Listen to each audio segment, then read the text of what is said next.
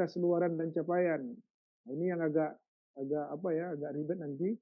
Kita lihat tuntutannya luar biasa, bagaimana eh, prodi-prodi ini akan menghasilkan lulusan pedung ilmiah inovasi, kemudian bagaimana kemanfaatannya bagi masyarakat, bahkan nanti itu kita lihat hasilnya juga harus dipublikasikan minimal di Sinta 2 gitu. Bahkan mahasiswanya juga bisa diminta untuk mempublikasikan karya-karyanya, tidak hanya dosen. Sementara butuh proses, kita juga akan diminta untuk mengakses proses pembelajarannya, penelitian, PKM, dan suasana akademik. Lalu inputnya itu dilihat dari tiga kriteria utama, yaitu di SDM, kriteria 4, ya, kemudian mahasiswa, kriteria 3, dan kurikulum, kriteria 6, sarana prasarana keuangan di kriteria 5. Itu yang kategori input. Kita lihat bagaimana komposisinya, Bapak Ibu. Kalau dilihat dari sini, di S1 itu hanya 65 elemen atau 65 butir, lebih sedikit. Kalau di instrumen yang lama itu 85. Kalau di ban PT berapa itu 80 ya. Kalau di sini 85 kalau dulu. Sekarang di yang 2.0 ini hanya 65. Ya, insya Allah kalaupun ada perubahan tetap 65. Nanti paling yang saya dengar itu yang berubah itu kalau untuk di Lamdik itu masih tidak diterapkan syarat perlu. Kemarin waktu kita pernah pelatihan terakhir dan itu sempat di sosial harus nulis dosen-dosennya di Sinta 2 20%, mahasiswanya harus menulis 25% di Sinta 4 minimal, atau buku-buku yang ber-ISBN atau di book chapter gitu. Tapi tadi malam saya coba konfirmasi itu masih dalam pembicaraan, belum diputuskan. Sehingga kalau Bapak Ibu lihat, kalau Bapak Ibu akses di Lamdik itu ya ada 5 atau 6 buku ya, mulai dari naskah akademik, panduan umum, panduan penyusunan LED, sekaligus LKPS-nya, kemudian sampai kepada penyusunan matrik, lalu ada penyusunan teknis, panduan teknis penyusunan LED, itu semuanya apa namanya? Itu semuanya tidak ada dijelaskan di situ adanya syarat perlu. Jadi untuk sementara memang kita abaikan dulu yang syarat perlu. Nanti kita akan coba untuk melihat bagaimana tuntutan dari 65 butir ini dengan tuntutan skor 4. Nah, saya kira itu yang perlu kita dalami Bapak. Itu yang perlu kita dalami. Jadi dari 65 butir ini dibagi menjadi 3 besar. Yang saya katakan di awal tadi, kalau dimensinya 4, tetapi sebenarnya secara garis besar dia menjadi 3, input, proses, dan output. Gitu. Inputnya itu ada 6 butir, proses ada 22, dan output itu ada 27. Ya, 27. Jadi semuanya ada 60. Nanti di PPG juga lebih kecil 59, dulu 65, sekarang 59. S2 dulu 60, sekarang kurang 1, 59. Kemudian dulu di S3 itu ada 60 dan sekarang 59. Itu kita lihat perbandingan antara yang sama dengan yang 2.0. Nah, sampai sekarang kita lihat di panduan yang ada di Labdik pun masih menggunakan kriteria yang sama ini, yaitu masih tidak terakreditasi dan terakreditasi. Yang terakreditasi itu tetap masih yang lama, baik sekali unggul. Walaupun sudah pernah diwacanakan kemarin, itu yang ada itu hanya tidak terakreditasi, akreditasinya itu unggul dan internasional gitu ya. Yang unggul itu nanti ada yang kategori 2 tahun, unggul 4 tahun, unggul 5 tahun. Sempat disosialisasikan oleh Lamdik di akhir tahun kemarin. Tapi mereka juga mengatakan itu baru rencana. Tapi setelah kita buka panduan yang dipublish di Lamdik, ternyata itu tidak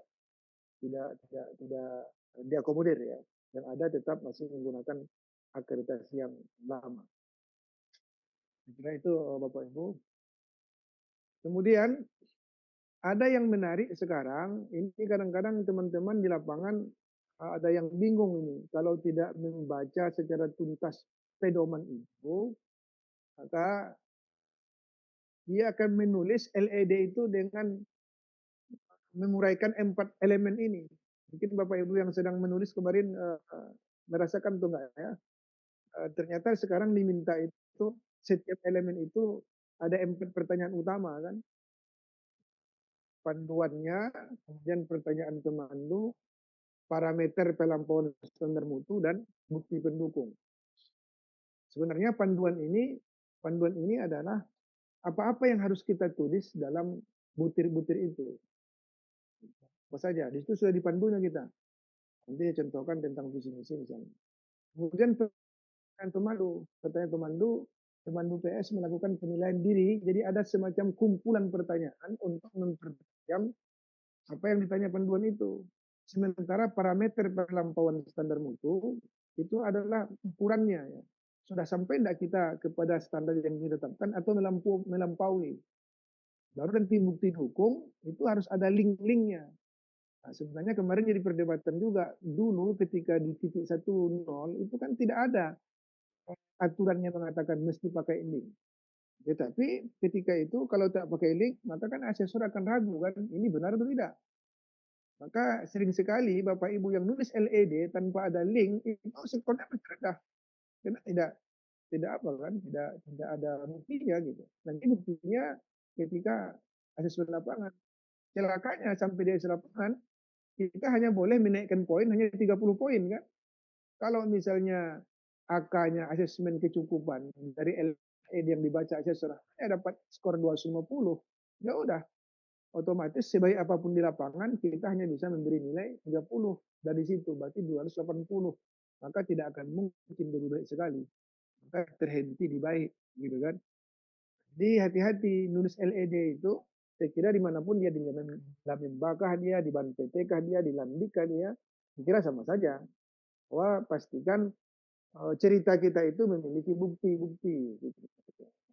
Ada itu juga di sini kita juga harus memastikan adanya bukti-bukti yang kita, kita tampilkan. Namun sekali lagi saya katakan khusus untuk Lamdik Bapak Ibu yang di pendidikan, ini beberapa tempat yang kita temui, ada beberapa kampus yang juga saya kemarin mendampingi, mereka tulis ini ke empat-empatnya gitu. Padahal sekarang dibatasi halamannya hanya 125. Jadi sebenarnya bukan ke empat-empatnya ditulis. Ya. Ini contohnya konsep kriteria.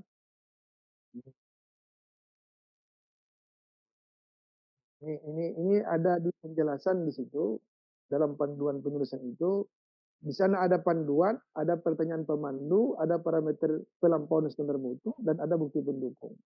Buat contoh di sini, panduannya tuliskan rumusan visi program studi, tuliskan visi kelembagaan UPPS, dan tulis pula visi kelembagaan perguruan tinggi.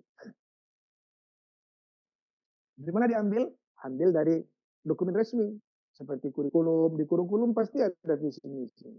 Pasti ada visi keilmuan kan. Di Renstra juga ada visi mulai dari perguruan tinggi, fakultas sampai ke prodi. Bahkan di Renstra perguruan tinggi maupun di fakultas ada biasanya kan. Ambil dari situ pasti saja. Itu panduannya. Cuman tak sampai di situ, perhatikan ada pertanyaan pemandu, tidak sekedar kita menulis, menyalin saja. Maka dia katakan, coba jawab pertanyaan berikut. Apakah visi keilmuan dirumuskan secara tepat, mencerminkan kekhasan program studi, berwawasan ke depan, relevan dengan perkembangan iptek dan kebutuhan masyarakat, selaras dengan visi kelembagaan UPPS MPT.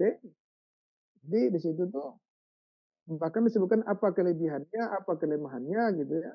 Bagaimana tindak lanjutnya agar visi itu memenuhi parameter. Diharapkan PS tidak hanya menjawab pertanyaan secara deskriptif katanya, tetapi juga reflektif. Nah, ini diaturnya satu butir ini, satu elemen ini, dia menyebutnya elemen ya. Kadang-kadang dia sebut elemen, kadang dia sebut butir. Yang 65 butir tadi atau 65 elemen tadi itu ditulis sekitar 200 sampai 600 kata. Berarti sekitar 1,15 spasi, spasi 1,15, berarti itu hanya sekitar apa 200 satu halaman itu sekitar 400 kata ya. Berarti 1,5 halaman lah. Makanya kalau kita ambil maksimal 600 kata itu 1,5 kali berapa tadi? 65 kan? Kali 65 elemen ya sekitar 120-an halaman. 125 ya 130 gitu lah. Makanya antara rentang 200 sampai 600 kata. Nah, parameter pelampauannya itu dia sebutkan lagi, visi keilmuan itu dirumuskan secara tepat. Kekhasan dan keunggulan PS dapat membedakan dengan PS di kampus-kampus lain. Dia visioner, berwawasan jauh ke depan, relevan dengan perkembangan UPTEK. Visi keilmuan juga relevan dengan visi kelembagaan UPPS dan perguruan tinggi, menunjukkan bahwa PS menjadi bagian terpisahkan dari unit yang membentuknya. Jadi kan nggak mungkin ketiga-tiga bagian ini kita jelaskan pula. Jadi penjelasannya sebenarnya Bapak Ibu ditulis itu terintegrasi antara pertanyaan pemandu dengan panduan. Tetapi kita juga harus mengakomodir parameter pelampauan standar mutu. Nanti baru bukti dukungnya dicantumkan di bawah. Misalnya cantumkanlah kurikulum, cantumkan juga Renstra, cantumkan pula Renov, link-linknya itu supaya bisa dikonfirmasi oleh si asesor bahwa ini visi misinya memang sudah terdokumentasi dengan baik. Tetapi untuk menentukan dia tepatkah dia, visionerkah dia, punya kekhasankah dia, relevankah dia, punya keselarasankah dia, itu mestinya ada penjelasan. Itu Bapak Ibu jelaskan. Nah, bisa jadi kurang tepat, sampaikan saja kenapa tak tepat. Itulah refleksinya itu. Kalau Bapak Ibu katakan tepat, apa bukti tepatnya? Karena ini sudah dilakukan misalnya dengan apa sudah melibatkan pakar gitu ya, ada stakeholder dan sebagainya. Ini semuanya punya alasan-alasan. Jadi sekali lagi bukan sekedar bercerita tanpa bukti gitu, tapi ada refleksinya, ada secara reflektif bahkan secara analitis dalam beberapa bagian perlu analisis ya dianalisis. Nah, contohnya ini Bapak Ibu. Jadi jangan lupa kalau kita menulis LED, jangan hanya jangan hanya membaca panduan LED. Saya kira di mana ini rumus umum ini. Mau di PT dia, mau di Lamdik tadi, IPT maksud saya, atau di keagamaan, mau di keagamaan, lamgama dia, yang nanti akan ditetapkan, di Lamdik dia, di Lambaka dia. Pastikan Bapak Ibu menulis itu dari mulai melihat panduan LED dan berpatokan pada matrik. Jadi sebenarnya sebelum asesor datang, kita juga sudah bisa prediksi nilai kita itu di berapa gitu.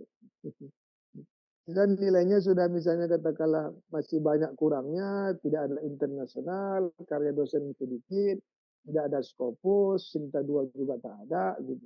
Tiba-tiba datang asesor kita bilang, Pak, unggul ya Pak ya, unggul yang Pak ya. Jadi terbebanilah itu pikiran si asesor kan. Gimana caranya mau menaikkan ke unggul gitu. Padahal sebenarnya Bapak Ibu sudah bisa merasakan di mana posisi kita gitu. Kecuali kadang-kadang ada juga satu dua pengalaman kita sudah merasa unggul, bisa kita simulasi, ternyata yang keluar hanya poinnya di bawah. Siapa hanya 5 atau 10 poin gitu. Ini tidak bisa unggul. Kadang-kadang juga ada kasus-kasus seperti itu.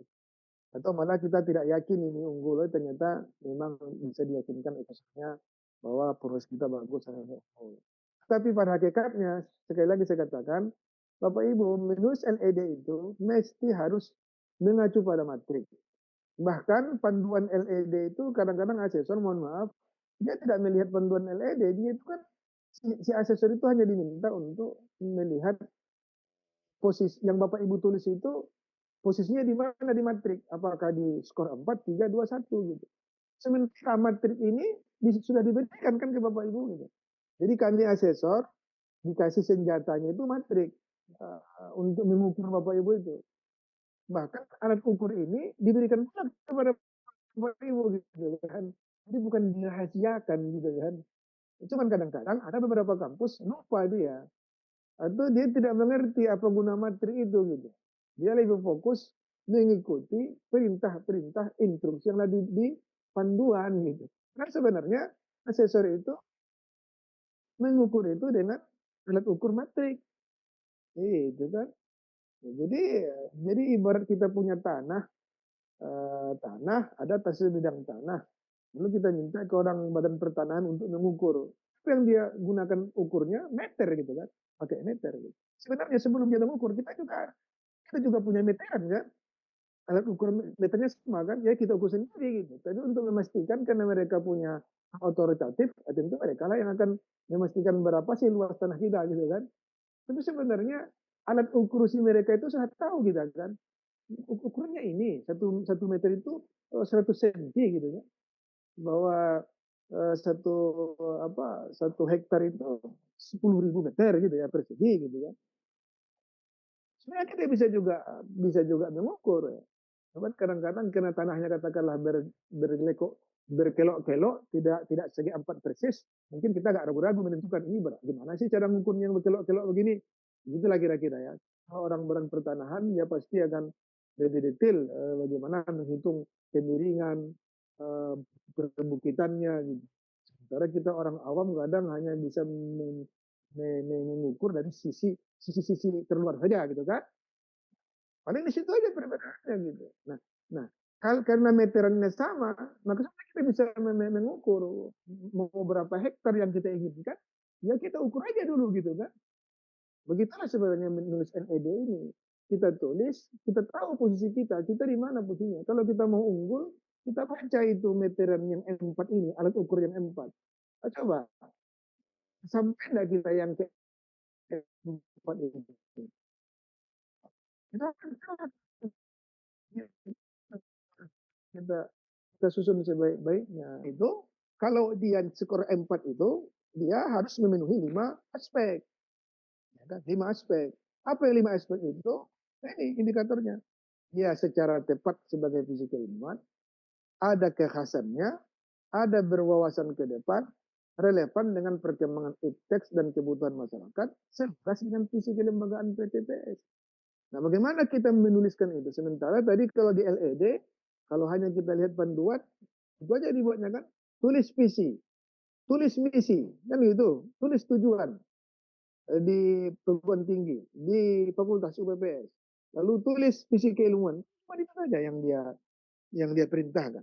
Sementara kita asesor diminta ini tepat tidak, ini ada kekerasannya tidak. Kalau Bapak Ibu tidak buat deskripsi dan refleksinya, akhirnya si asesor hanya menafsirkan sendiri kan. Ini tepat, ini tidak. Kadang-kadang asesor itu tidak mau mengambil resiko karena tidak ada ditulis, maka dia buat catatan tidak ada penjelasan di LED terkait dengan kekhasan, visioner, relevansi, dan keselarasan. Berapa nilainya itu? Ya non lah, paling nilainya 1. Gitu kan? Makanya hati-hati Bapak Ibu. Sama kemarin saya kira di Ban PT juga begitu ya. Di Lamdik 1.0 juga begitu yang kemarin. Dia hanya menyuruh di LED itu tulis visi keilmuan, tulis visi ke misi, tujuan, dan strategi di UPPS dan PT. Sementara di matrik dia minta asesor untuk mengukur dari itu mana ketepatannya, mana kejelasannya, mana visionernya, mana kekhasannya, kan begitu. Bahkan kemarin itu diminta lagi realistik atau tidak, gitu kan. Sekarang tidak ditanyakan realistiknya, dia cuma tanyakan 5 hal ini. Tepatkah, khaskah, berwawasan ke depankah, kemudian sesuai relevankah dengan impact dan kebutuhan masyarakat, lalu selaraskah. Nah ini harusnya kita jelaskan di LED Bapak Ibu. Jelaskan ke LED. Setelah ditampilkan visi keilmuan, jelaskan visi keilmuan di atas tepat. Biasanya dikatakan tepat. Misalnya kalau visi keilmuan itu katakanlah biasanya ya ada basis keilmuan dia yang dia yang nampak di visi keilmuan itu. Misalnya pengembangan pendidikan Islam berbasis pada teori fitrah.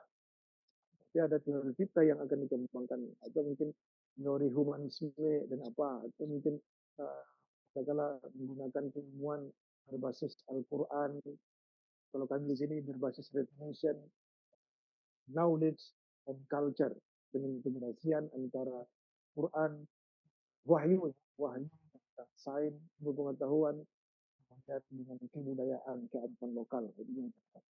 Ya, silakan. Jadi bahkan kalau di Lambik itu dibuatnya lagi di sana ada petunjuknya. Kalau yang di kemarin di 1.0 itu ada buku pintar bagi asesor, dia sebutkan di situ yang dikatakan tepat itu biasanya kalau di visi itu diawali dari kata menjadi gitu. Kalau dia di misi diawali dari kata-kata menyelenggarakan, melaksanakan. Kalau di tujuan diawali dengan kata-kata menghasilkan atau terwujudnya, itu tepat itu.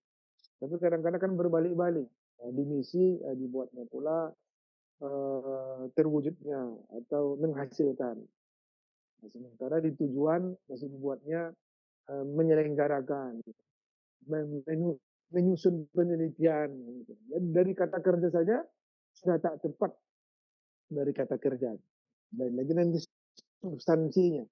Substansi keilmuan itu apa? Ini saya kira Bapak Ibu di prodi masing-masing yang akan bisa menentukan. Kalau MPI ya gimana distingsi keilmuannya, bahasa Arab bagaimana, PA bagaimana. Saya kira itu juga prodi yang akan menentukan. Begitu juga di prodi-prodi lain. Jadi begitu Bapak Ibu, isi keilmuan itu kalau dilanjut sekarang 2.0 memang dia tidak lagi membedah visi UPPS sama PT, tapi difokuskannya langsung ke visi keilmuan. Tapi kalau 1.0 kemarin itu kan ada profil UPPS. Di profil UPPS masih dia menilai bagaimana visi fakultas. Tapi kalau sekarang tidak ada lagi, khusus kepada prodi. Hanya saja tetap juga ada satu bagian kecil, 1/5 ini nilainya, dia minta selaras enggak visi keilmuan dengan visi PT dan UPPS atau UPPS. Itu memang dia minta. Kenapa garis miring ini? PT UPPS karena kadang-kadang ada juga yang stay. Stay itu kan dia otomatis perguruan tingginya sebagai UPPS karena belum ada fakultas kan. Tapi bagi yang ada fakultas, fakultasnya itu UPPS nanti yang universitasnya sebagai perguruan tinggi. Jadi yang tidak punya fakultas, otomatis dia PT dan UPPS cukup diselaraskan antara visi prodi dengan visi stay-nya. Tidak ada fakultas. Tapi yang bagi punya fakultas, tiga-tiganya berarti harus dirumuskan, harus dituliskan. Jadi ambil dua keselarasannya. Keselarasan visi keilmuan dengan visi fakultas, dan keselarasan visi keilmuan prodi dengan visi universitas atau institut. Itu ya Bapak Ibu ya. Jadi kadang-kadang perbedaan di situ. Nah, sekarang sudah diakomodir. Dulu di 1.0 tidak diakomodir. Ya, bingung kadang. Disuruhnya mau melihat UPPS sementara tidak ada fakultas gitu kan. Sekarang membuatnya PT dan garis miring itu. Nah, Bapak Ibu yang berikutnya lagi yang tak kalah pentingnya, ini juga sangat penting dan cukup lumayan ini 1,5 bobotnya ada di 9 kriteria. Jadi dari 65 pertanyaan atau 65 butir atau 65 elemen di LED tadi, terdapat 9 evaluasi dan tindak lanjut. Evaluasi tindak lanjut ini diselesaikan dengan kriteria. Nanti selesai divisi keilmuan, bagian terakhir akan muncul evaluasi visi keilmuan dan tindak lanjut. Nanti selesai membahas tata kelola kepemimpinan, akan ada lagi nanti evaluasi tata kelola kepemimpinan dan tata kelola. Ketika selesai kriteria mahasiswa, maka terakhir juga akan ada evaluasi tentang kemahasiswaan. Oh ya, tadi saya lupa menyampaikan, Bapak Ibu, dari distribusi jumlah butir elemen, sekarang itu yang paling banyak itu di pendidikan. Ada 21. Ada 21 butir. Maka pengalaman saya di sini, kami alhamdulillah dari beberapa prodi sudah dapat unggul 6 prodi di sini, termasuk PPG kita, unggul, PAI, ada bahasa Arab, ada PMI, ada IPS, ada bahasa Inggris gitu. Yang lainnya ada yang belum ada lulusan sehingga tidak bisa unggul. Ada juga yang masih lama ban PT, kita belum kurang guru besarnya, insya Allah ini ada perlu di situ. Dokternya juga kurang, sekarang sudah mencukupi, insya Allah di tahun 2026 kita juga akan submit itu. Mohon doanya juga lah supaya bisa unggul. Seperti Palembang, UIN Palembang juga banyak unggulnya ini. Nah, pengalaman kami Bapak Ibu, kita buatkan tim task force-nya. Ya, kita buatkan tim task force-nya. Kalau boleh berbagi nih, kalau kami mungkin agak apa ya, agak banyak dosen kita punya ada 106 dosen di sini, ada 10 prodi, ya kan? Ada 10 prodi. Nah, kita buat tim dulu prodi dulu, susun oleh tim prodi. Mereka berbagi per kriteria. Nah, setelah itu baru kita perhalus dengan tim yang kita bentuk di fakultas, yaitu angkatan mudanya.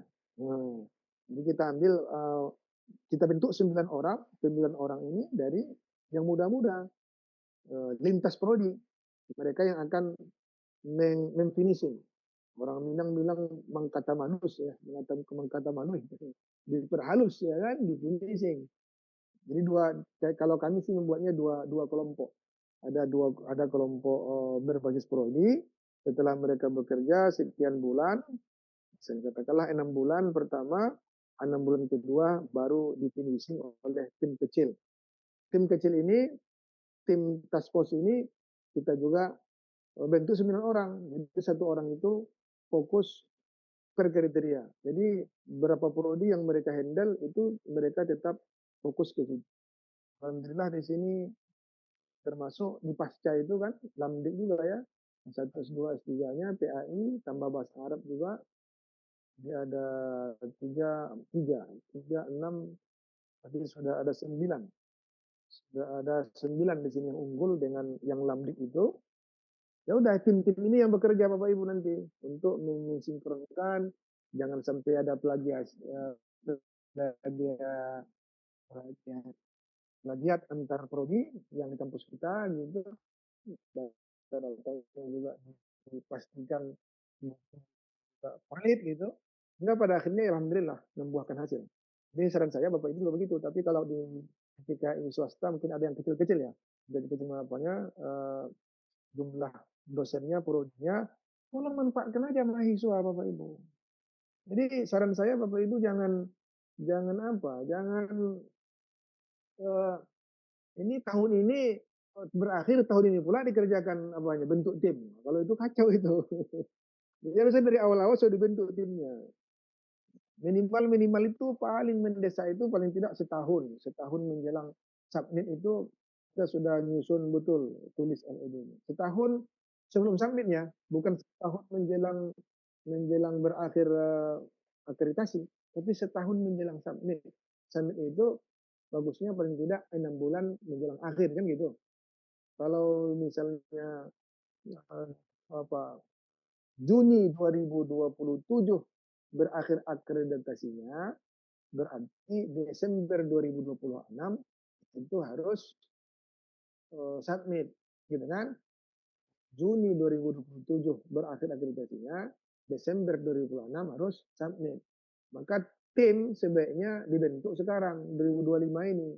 Maka bekerja mereka itu maratonnya itu di 2002 awal. Maraton mereka langsung tulis tuh. Nah, sekarang silakan dikumpulkan. Saya juga sedang membentuk tim sekarang di kampus saya ini. Karena kami juga ada 4 prodi yang berakhir 2027. Sekarang saya kumpulkan ini. Saya bentuk tim lagi. Kita minta mereka mengumpulkan bahan dulu gitu kan. Di samping juga tim untuk mengumpulkan bahan-bahan secara terus menerus. Tapi yang tim kecil ini tetap sudah tahu dia posisinya. Siapa yang di kriteria 1, siapa yang di kriteria 2, sampai di kriteria 9. Nanti 2026 nggak ada cerita. Januari mereka sudah langsung nyusun. Gitu, kita dampingi, kita simulasikan, kita sama-sama bahas secara berkala. Dan bulan pertama mungkin sekali 2 minggu atau sekali sebulan mereka presentasi, lihat progresnya. Sehingga 6 bulan selesai di tim pertama, 6 bulan berikutnya bagusnya kita cari pakar. Dan banyak pakar di UIN Palembang juga, ya kan? Prof. Zudia juga udah banyak pengalaman lah, saya kira. Banyak.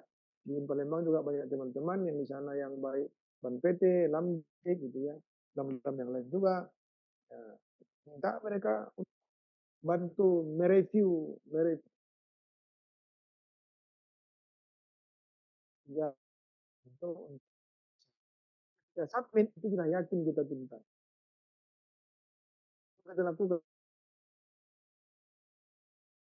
Idealnya tanpa begitu ini bisa, karena setiap ada dokumen, setiap ada kegiatan dokumenkan, setiap ada dokumen disimpan di apa namanya, ada tempat penyimpanannya, ada drive-nya khusus gitu ya, dan itu dimasukkan per kriteria, sehingga nanti di saat menulis ED itu hanya merangkai kalimat-kalimat saja lagi, karena data sudah banyak.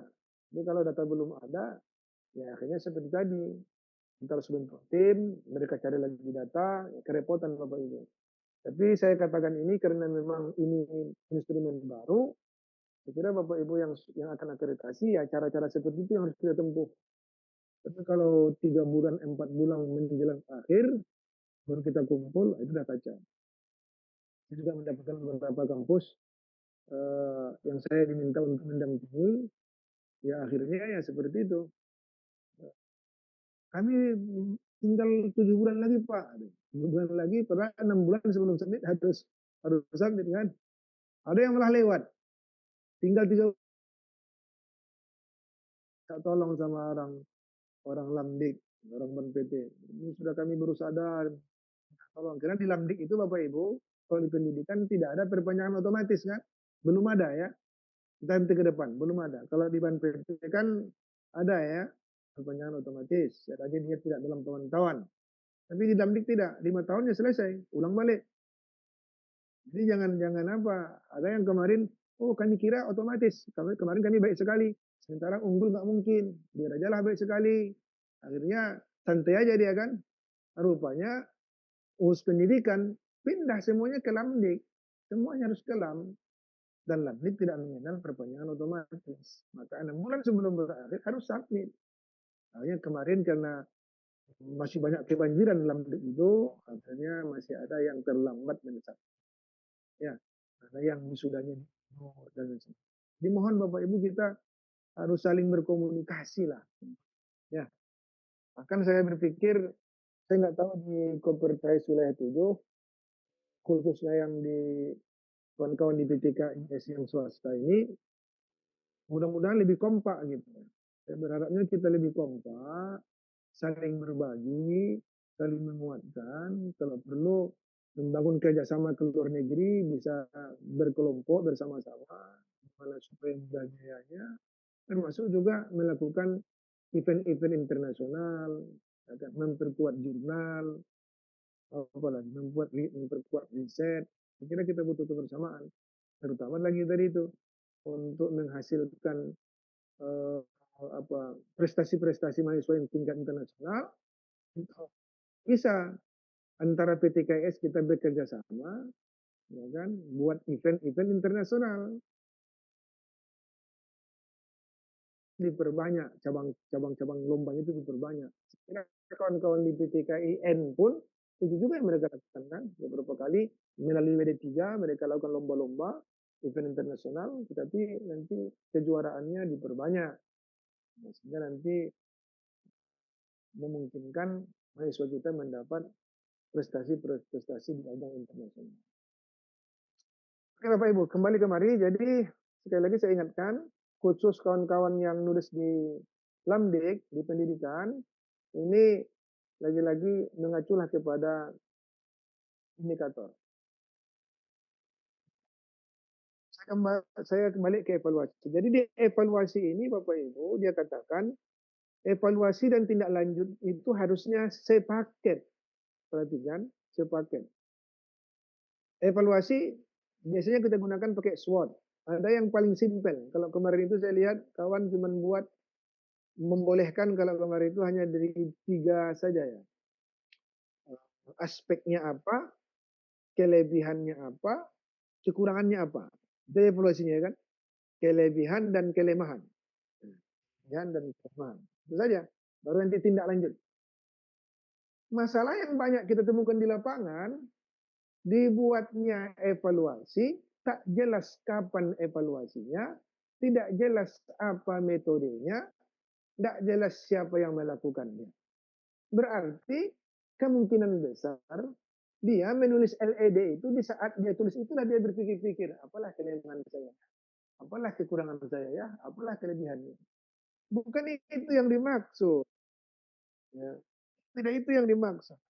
Yang dimaksud itu adalah evaluasi memang dilakukan secara konsisten. Dilakukan oleh siapa, kapan dilakukan, begitu kan? Dengan metode apa? Ya, biasanya yang melakukan itu ya penyeminan mutu oleh LPM saat audit. Bahkan ada bagian-bagian tertentu tidak diaudit, tidak dalam proses audit mutu, tidak diaudit. Cuma dalam monef dilakukan oleh gugus penjaminan mutu di tingkat prodi atau fakultas. Kan begitu. Jadi evaluasi itu bukan di saat kita nulis LED, Bapak. LED, nulis LED itu kan kita hanya menghimpun, mencatat data-data yang sudah kita lakukan selama ini. Itu idealnya begitu kan? Idealnya begitu. Nah, jadi sekarang kalau di Lamdik itu malah dia minta yang lebih bagus lah cara mengevaluasinya. Komprehensif, mempertimbangkan kondisi nyata. Baru terapkan metode, menggunakan metode objective based evaluation model misalnya. Model mengevaluasi berbasis tujuan. Jadi tetapkan dulu tujuannya apa, buat kriteria atau indikator capaian tujuan, kan begitu. Lalu baru kita ukur dengan metode apakah mengukurnya, apakah survei, apakah wawancara, sehingga ada hasilnya. Hasil itu pada akhirnya kesimpulannya ini memenuhi tujuan atau tidak. Itu kan gaya objective based evaluation model. Ada lagi model goal free evaluation model. Ini model mengevaluasi tanpa mempertimbangkan tujuan. Jadi tidak ada ditetapkan tujuan, cuma kan dia buat saja secara tujuan umumnya ada. Tapi di sini mengevaluasi tidak fokus ke tujuan itu. Mungkin dia akan melihat dampak-dampak lain. Misalnya dia ingin melihat bagaimana dampak evaluasi visi ini terhadap apa namanya karya-karya mahasiswa. Sebelumnya kita tidak buat target berapa persen harusnya penelitian skripsi mahasiswa itu yang relevan dengan visi keilmuan misalnya. Tapi kita ingin melihat bagaimana dampaknya. Itu menggunakan goal free evaluation model. Ada yang menggunakan model chip. Ada juga konteksnya apa, inputnya apa, prosesnya apa, produknya apa. Ada pula yang menggunakan SWOT analysis model. Ini juga sering dilakukan ya, SWOT. Kekuatannya apa, kelemahannya apa, peluangnya apa, tantangannya apa. Jadi ini seharusnya dipilih lah. Silakanlah Bapak Ibu pilih mau model apa. Ada model lain, silakanlah. Ini kan seperti di sini. Ya boleh model lain. Jadi setiap evaluasi, saya kira ini juga berlaku secara umum, mau di Labdikah, di Banpetikah, di lab yang lainkah, pasti akan ada dimintanya evaluasi. Karena memang Bapak Ibu, proses akreditasi kita ini memang tetap mengacu kepada sistem mutu. Mutu kita itu menggunakan siklus PPEPP, ya kan? Sampai sekarang belum berubah ya, sampai EPP.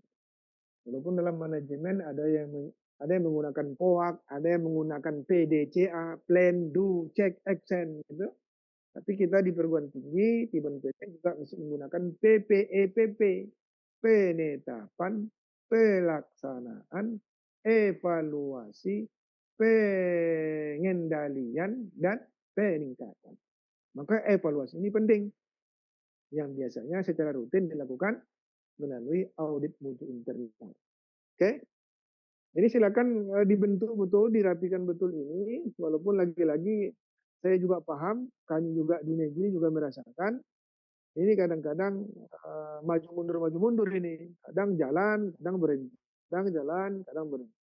Buat lagi mohon maafnya dosen-dosen kita yang ditugaskan di sini ya kurang energinya ya, kurang minyaknya ya kan. Akhirnya kurang bergerak ini. Ini PR juga untuk ketua-ketua kita, gimana caranya supaya teman-teman yang mengerjakan mutu ini betul-betul bisa berproses, bukan musiman dia ya, tapi betul-betul konsisten. Nah, sekitar saya juga merasakan kenal. Saya juga Bapak Ibu pernah di NPM satu periode lebih ya. Kita masih ngeliat film Bonjol, baru banyak Win, saya jadi kepala pusat pengembangan mutu, standar mutu, memang terasa betul kita bekerja luar biasa, memikirkannya, menjaga ritme PPEPP itu, tapi kadang-kadang sampai di fakultas, di prodi, tidak konsisten menerapkannya. Itu kalau sudah ini berjalan dengan baik, itu luar biasa. Menyusun LED itu tidak sulit. Kalau itu mah 6 bulannya selesai itu. Kalau data-data semua ada. Yang payahnya ini kan kita sudah melakukan, tapi tak ada dokumen. Maka mau tak mau kita harus menyiapkan dokumen, menjemput ke belakang. Itu jangan pulanya tak pernah dilakukan, diada-adakan. Nah, itu namanya bid'ah dolalah ini ya. Nggak boleh itu. Dia yang ada tapi belum terdokumentasi, bolehlah kita buatkan dokumentasi. Misalnya selama ini ada dosen kita yang melakukan pembinaan kepada mahasiswa ya secara rutin dalam kegiatan katakanlah apa namanya daurah rutin sekali sebulan. Tapi tak ada dokumentasinya. Saat kita nyusun LED, enggak apa-apa. Kita buat kena lagi, jemput lagi. Cari foto-fotonya, buatkan laporannya. Jadi kalau tak belum pernah sama sekali, kalau kita klaim, kita buat-buatkan, nah itu enggak boleh. Itu ya. Oke, jadi termasuk tadi evaluasi harus dilakukan secara rutin. Bahkan nanti setelah evaluasi itu, kalau dalam TPEPP kan Bapak Ibu harus melakukan apa yang disebut dengan pengendalian dengan rapat tinjauan manajemen.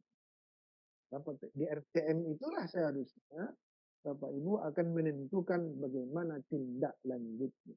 Maka aspek-aspek yang dievaluasi mesti ditindaklanjuti.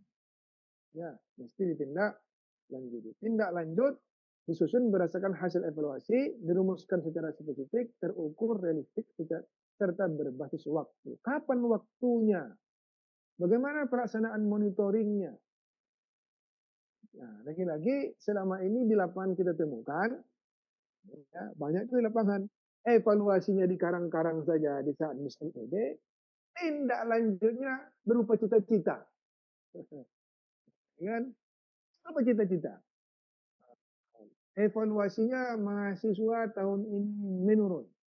Tindak lanjutnya akan dilakukan sosialisasi ke pesantren-pesantren. Kan? Berupaya, ada pula lagi membuat, berupaya mendapatkan mahasiswa dari Pemda. Kok berupaya lagi? Itu berarti kan masih tindak lanjut angan-angan. Oh enggak Bapak Ibu. Itu keliru ya kalau seperti itu. Tindak lanjut namanya aja LED, laporan evaluasi diri.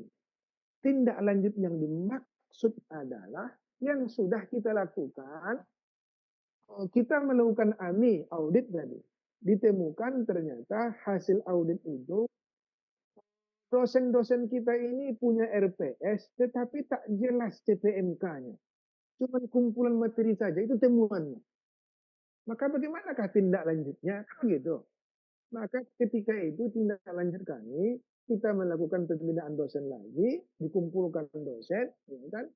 Kita dampingi oleh wakil ketua satu bidang akademik, atau kita undang dua, gitu kan? Lalu setelah itu diminta mereka menyusun RPS dengan mengakomodir pola OB itu ada CPMK-nya, ada CPMK-nya gitu. Lalu kemudian melalui gugus penerima itu melakukan evaluasi sebulan setelah itu untuk memastikan berapa persenkah yang sudah terstandar RPS-nya. Itu yang dimaksud. Maka nanti ditulislah kan hasil evaluasi tanggal sekian menunjukkan bahwa hanya 65% dosen-dosen yang menyusun RPS secara standar. Ya, di antara kelemahan yang terjadi adalah tidak jelasnya CPNK dan RPS hanya menjelaskan pokok-pokok materi dan kegiatan pembelajaran. Kan? Lalu tindak lanjutnya, gitu kan, tindak lanjutnya pada tanggal sekian dilakukan pembinaan dosen-dosen, pendampingan penulisan RPS dengan standar OB, berbasis OB oleh yang tertentu, lalu dimonef oleh dosen itu sehingga pada bulan sekian dipastikan 100% RPS dosen telah standar. Maka dibuatlah link-linknya. Hasil monefnya juga ada, pertemuannya juga ada, gitu loh Bapak Ibu.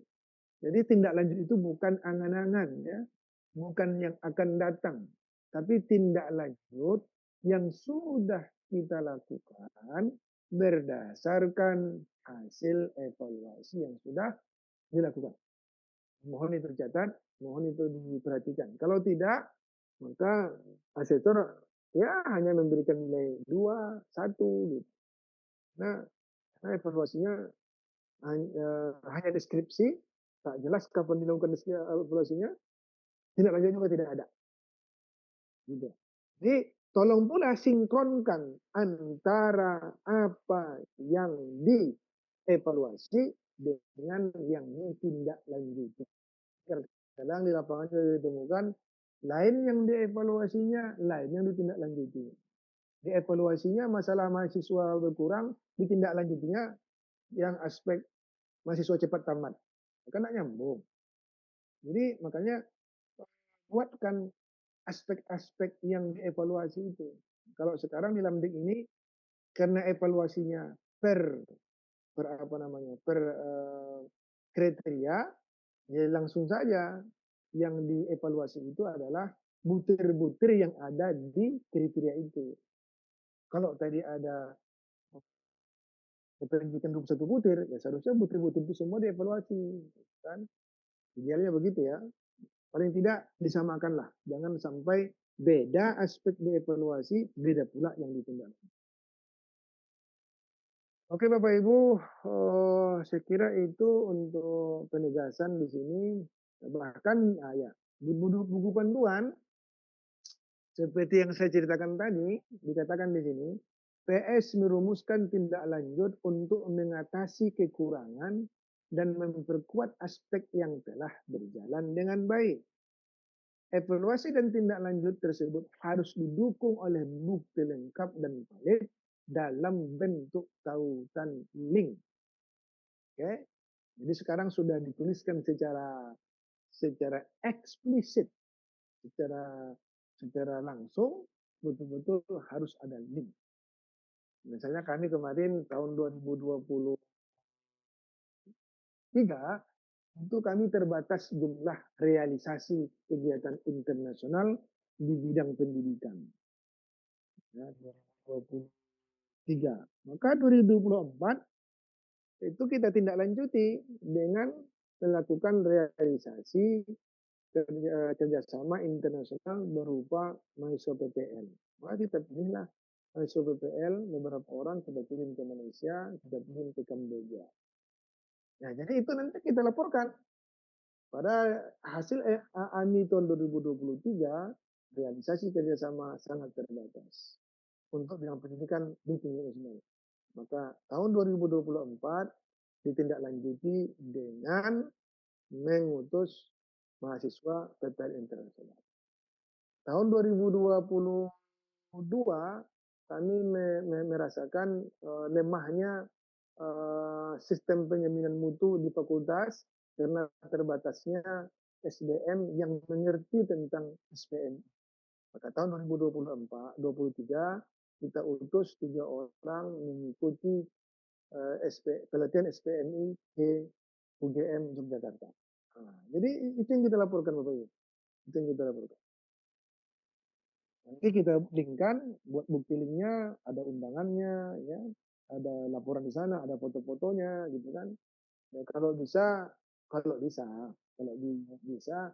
menggunakan uang, kan uang, bukti-bukti itu uang, punya undangan, ya kan, A-nya anggaran, N-nya notulen, disebut atau laporannya, lalu G-nya itu gambar atau